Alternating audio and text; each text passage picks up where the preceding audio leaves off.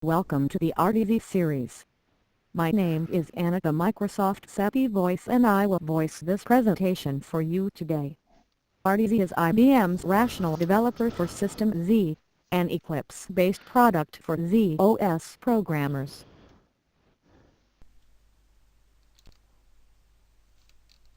Today's presentation is about using the Unix services in the RDZ environment to install an ESD product on a z/OS remote system. ESD stands for Electronic Software Delivery and means downloading and installing the product from a file. PAX stands for Portable Archive Exchange and means a format of archive that can be used across a number of platforms.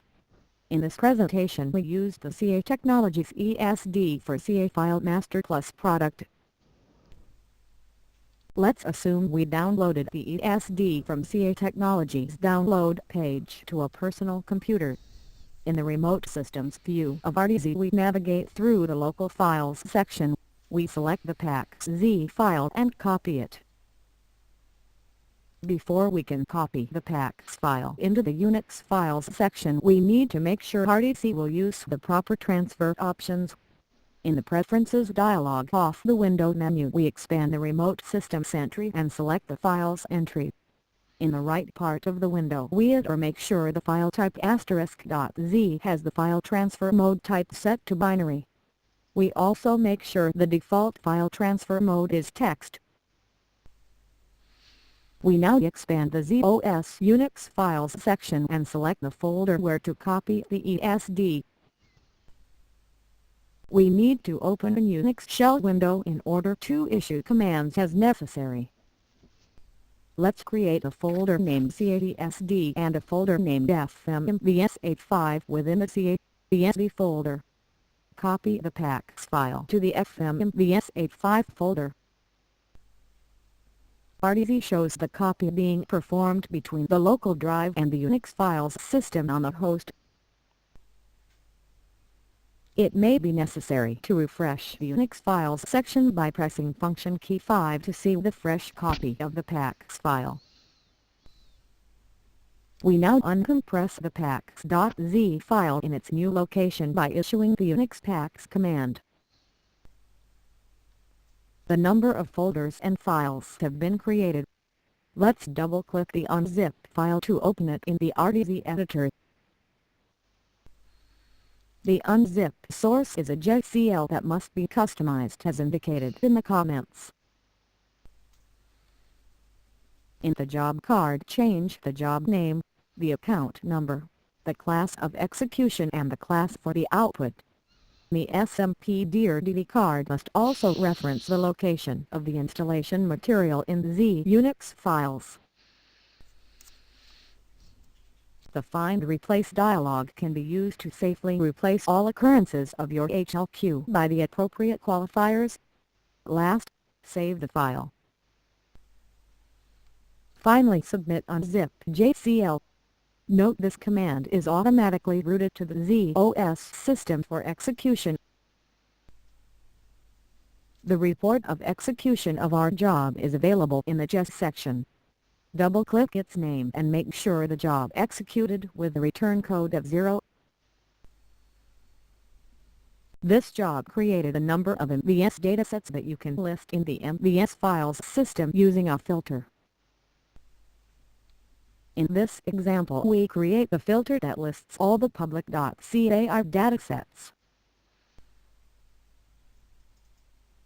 Then we right-click the filter name in the Remote Systems view and display its properties.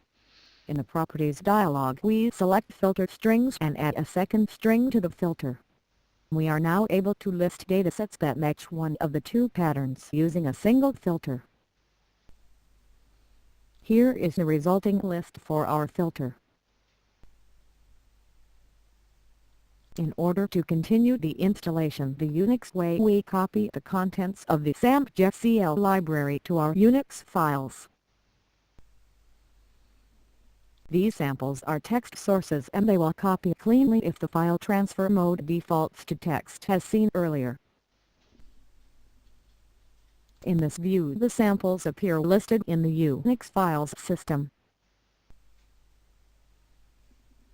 the samples must be edited before we can use them. We need to create these 3 files so that we can tailor the samples to our needs in just one run. Create the shsave script as shown. This script will be used to back up the original samples before modifying them. The script creates a backup copy of each sample under the same name in lowercase. At any time should an error occur, delete the files in lowercase and restart from there. Create the shedit script as shown. This script edits each file starting with lowercase fmp and applies the edit commands from to replace said file. Create the replace said command file as shown. It specifies the changes to be performed by the shedit script. For more information, see the said command in your Unix reference manual.